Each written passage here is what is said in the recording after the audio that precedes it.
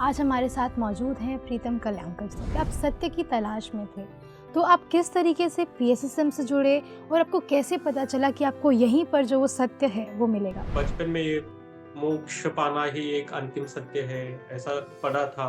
कुंडलिनी जागृत करनी पड़ती है उसके लिए, ये भी सुना था। तो वो माहौल कभी मिला नहीं। जब मैं पीएमसी हिंदी से जुड़ा, ध्यान करने लगा, तब मेरा अपने आप धीरे-धीरे मेंटली स्ट्रॉन्गनेस बढ़ने लगा। हेल्थ वाइज़ भी मैं इम्प्रूव होने लगा।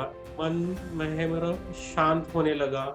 हम हैं पीएसएसएम पत्री जी के संग, हम हैं पीएसएसएम सांसों के संग।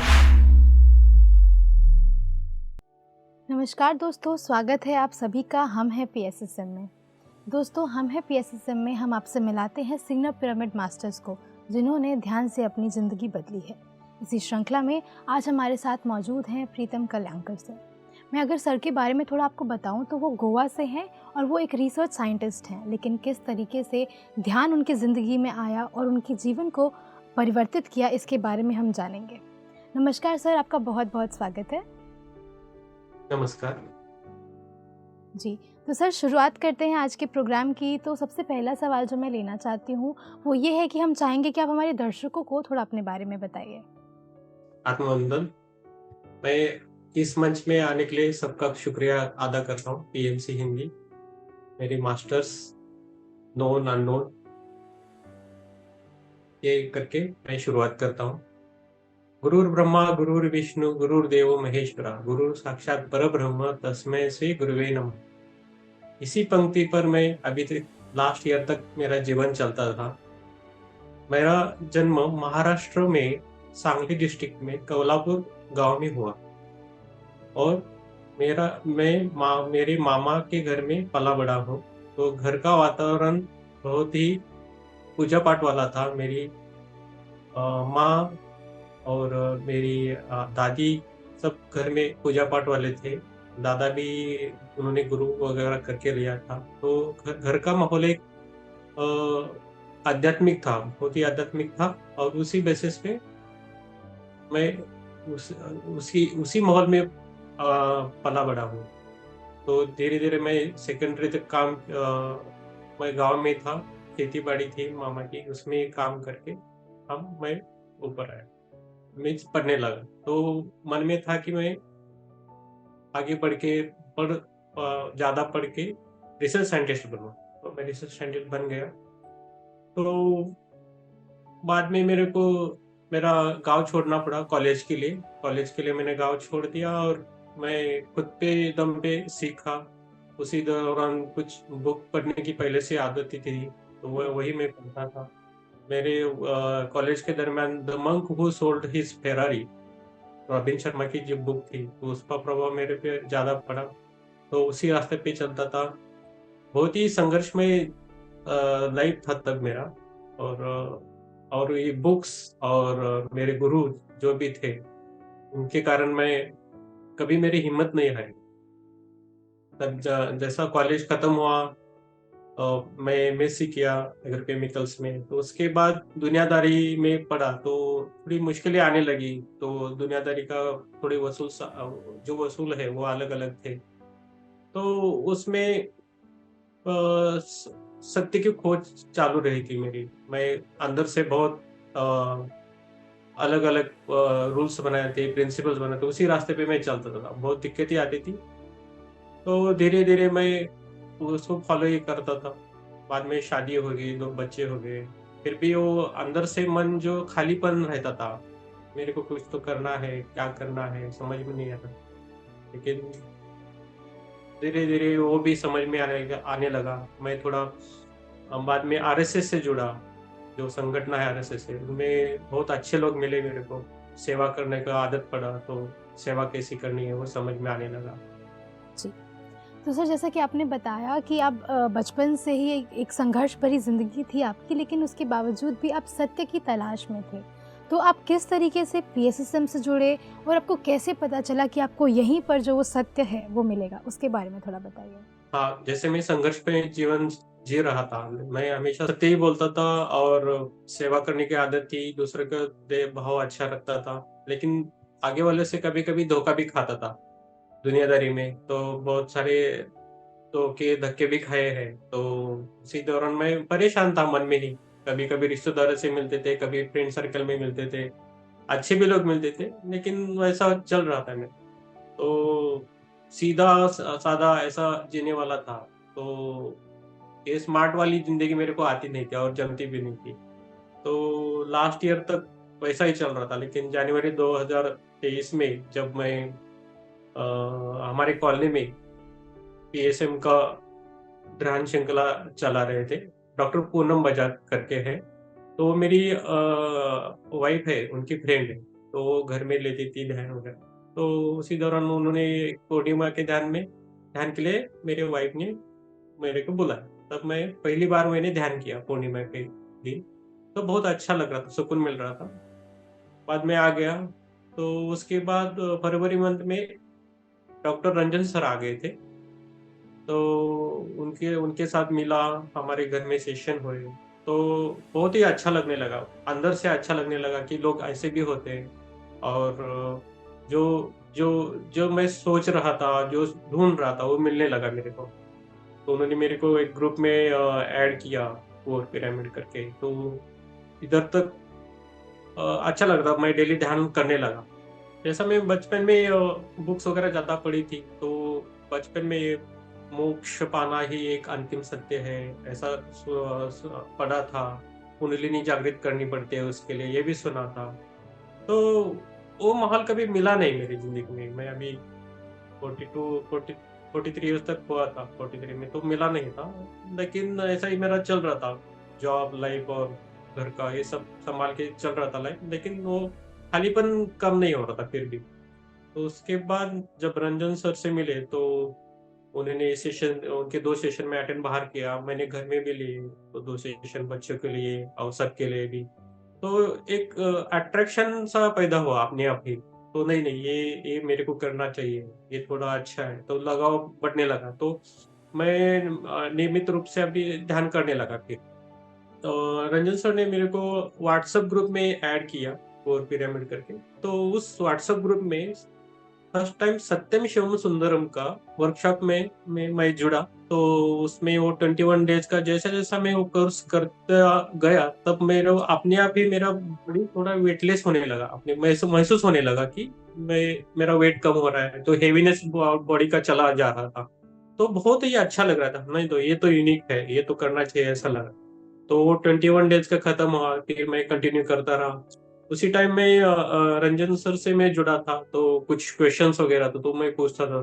तो एक बुक पढ़ने की आदत थी, वो मेरी स्टॉप हुई थी, ये जैसा एक 10 साल से।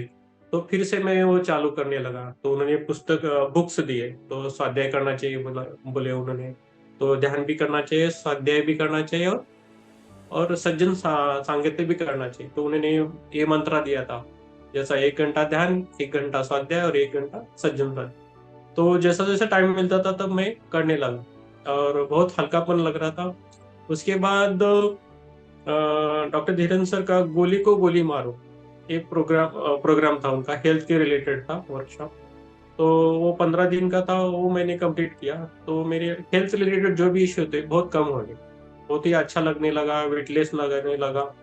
मेरा वेट भी कम हुआ, अराउंड 7 to 8 kg मेरा वेट कम हुआ।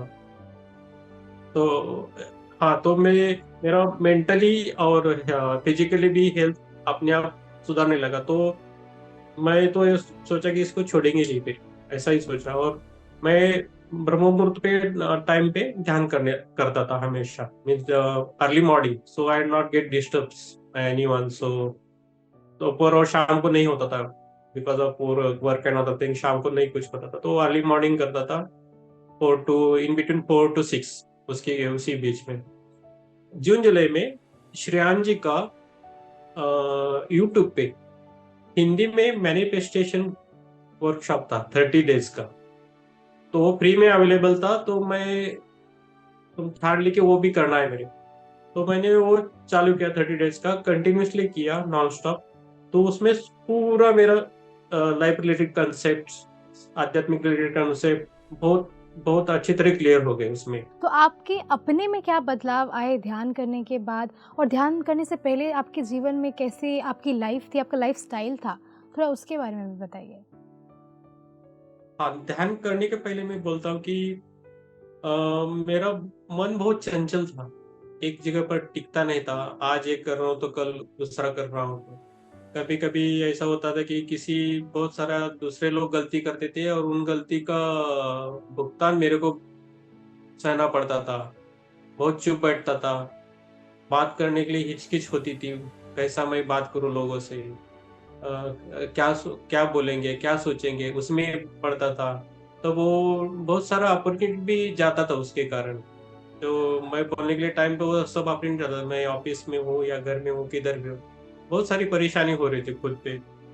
थोड़ा और ज़्यादा सोचने से नेगेटिविटी भी बढ़ रही थी अपने आप में। अभी क्या ऐसे ही लाइफ जाएगा, ऐसे ही गुज़र देंगे, ऐसा ही लग रहा था। तो जो सत्य की जो खोज थी वो चालू ही रहती थी। लोगों में ढूँढता था कि कुछ अच्छे फ्रेंड मिले, जो जो मेरे मेरे हिसाब से है, ऐसा मैं ढूँढता था लेकिन मिल नहीं रहे थे। लेकिन जैसा मैं आरएस से जुड़ा हूँ, मिल कुछ अच्छे लोग मिले और बाद में जब पीएमसी में आ गया तो सब खत्म। तो जब मैं पीएमसी हिंदी से जुड़ा, ध्यान करने लगा, तब मेरा अपने आप धीरे-धीरे मेंटली स्ट्रॉन्गनेस बढ़ने लगा। हेल्थ वाइज़ भी मैं इम्प्रूव होने लगा। मन में है मेरा शांत होने लगा। मैं साइलेंस रहने लगा थोड़ा-थोड़ा और समझ में लगा कि किस पे ध्यान देना चाहिए, किस पे ध्यान नहीं देना चाहिए, क्या करना चाहिए, क्या नहीं करना चाहिए, वो सूझबूझ आने लगी। अंडरस्टैंडिंग पीपल आगे वाले का समझ में आने लगा। क्या बात कर रहे हैं, क्या पीछे उनका क्या मायना है, वो समझ में आने लगा। तो वो चीज़ से मेरा टाइम भी सेव होने लगा। मैं से मेरा स्वभाव सेवा का है, तो हमेशा मैं सेवा करता हूँ। तो आगे वाले का क्या ये है, उस पे देख के मैं सेवा करने लगा और फैमिली को मैं टाइम देने लगा।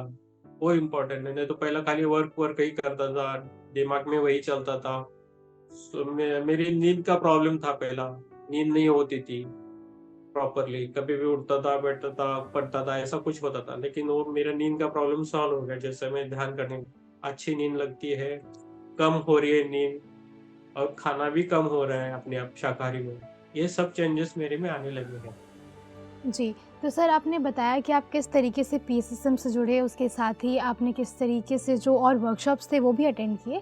तो सर इसी के साथ आपने ये भी बात बोली कि पत्री जी भी कहते हैं कि हमें ध्यान, स्वाध्याय और सज्जन सांगत्य तीनों को पूरा साथ में करने से ही जो है उसका लाभ प्राप्त होगा। तो सर मैं आपसे अगला सवाल जो लेना चाहती हूँ, क्या आप स्वाध्याय जो कर रहे हैं, उसमें किस तरह की किताबें आपने पढ़ी हैं और कौन-कौन सी किताबें हैं जिन्होंने आपको प्रेरित किया है? थोड़ा उसके बारे में बताइए।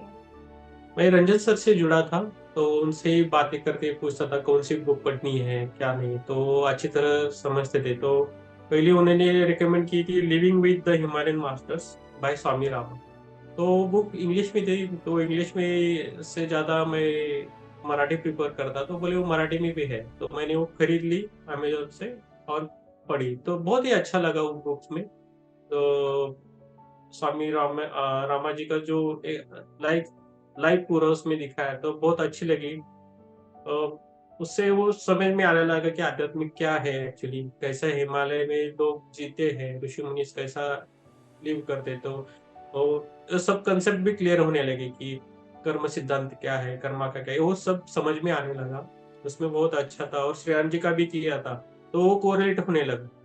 तो जब मेरे घर में दूसरी बुक उन्होंने दी, हिमालयवासी गुरु के साथ में बाय श्री एम, तो वो भी बुक मैंने पढ़ी, वो भी बहुत अच्छी थी।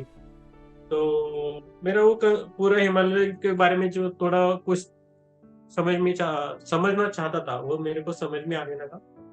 और अभी उन्होंने तीसरी बुक मेरे को दी है, हिमालय का समर्पण योग। वो सद्गुरु श्री शुभ कृपानंद स्वामी जी के हैं। तो मैं अभी वो पढ़ रहा हूँ।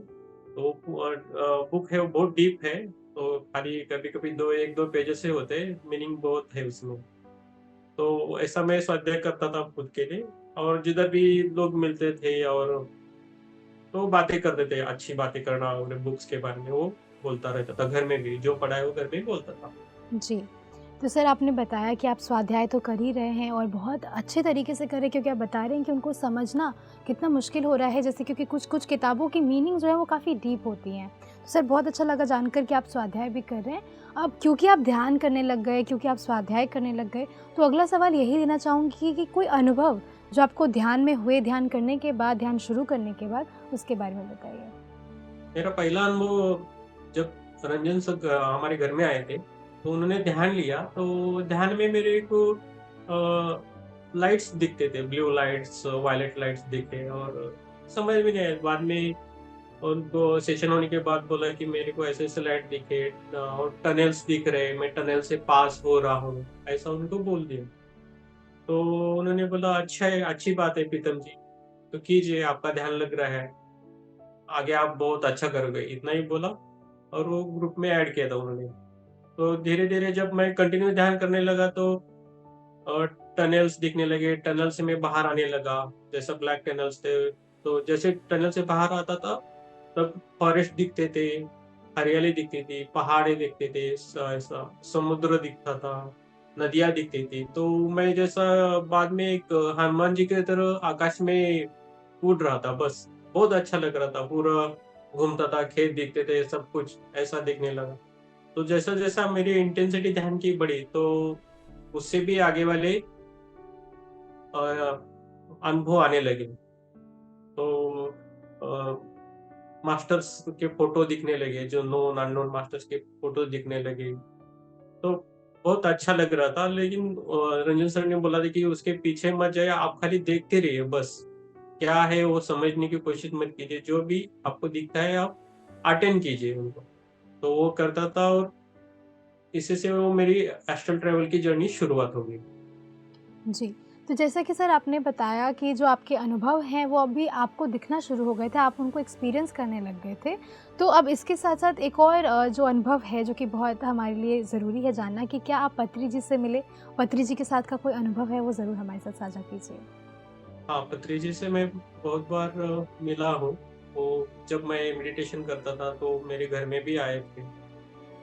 मैं जिधर बैठता था उसके साइड में वो बैठते थे। वो 3-4 दिन मेरे पास रहते थे। जब मैं ध्यान करता था वो ध्यान में दिखते थे। तो बहुत अच्छा महसूस करता था। उनके साथ और भी मास्टर्स आते थे।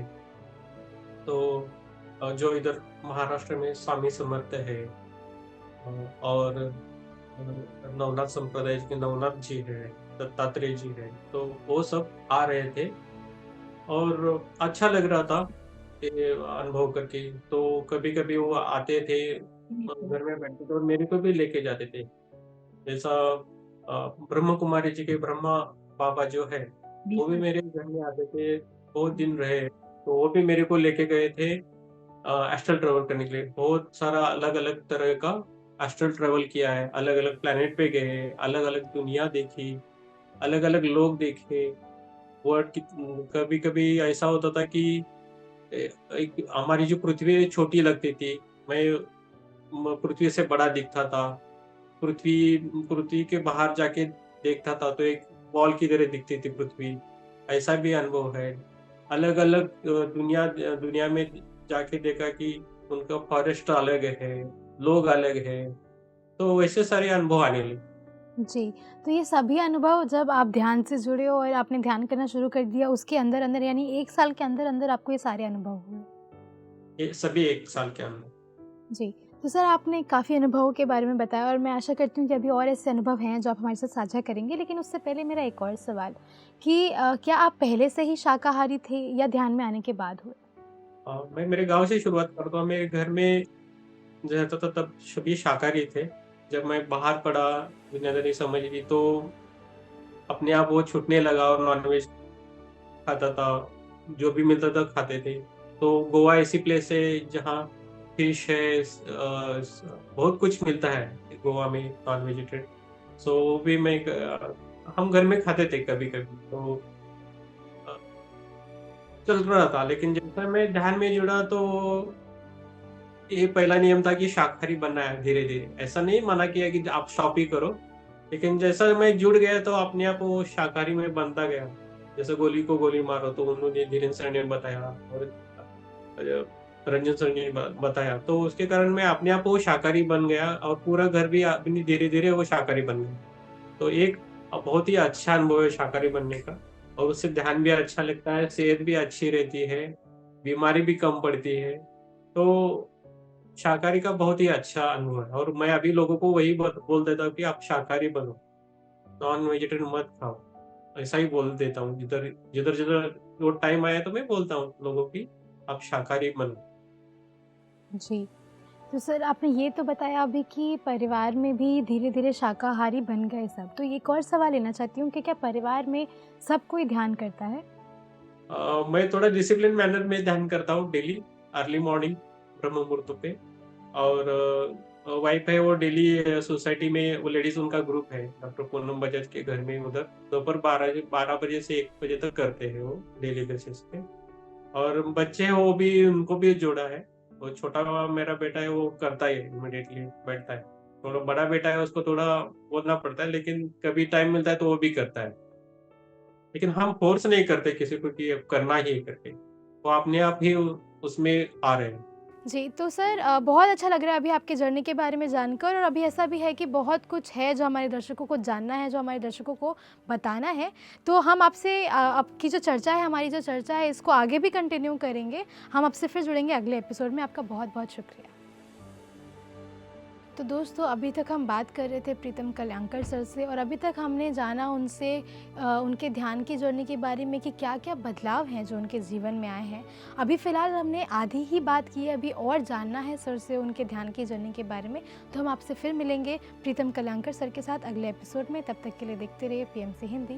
धन्यवाद। ये ध्यानियों को आप सिखा रहे हैं, वो अपना फीडबैक जो आपको देते हैं कि उन्होंने क्या अनुभव किया या उनमें जो बदलाव आ रहे हैं, थोड़ा उसके बारे में बताइए कि वो जानने के बाद कैसा लगता है? जैसा सेशन होने के बाद वो बहुत रिलैक्स हो जाती है और बोल देते हैं कि हाँ प्रीतम जी, बहुत अच्छा लगा आपके पास आके ध्यान करके।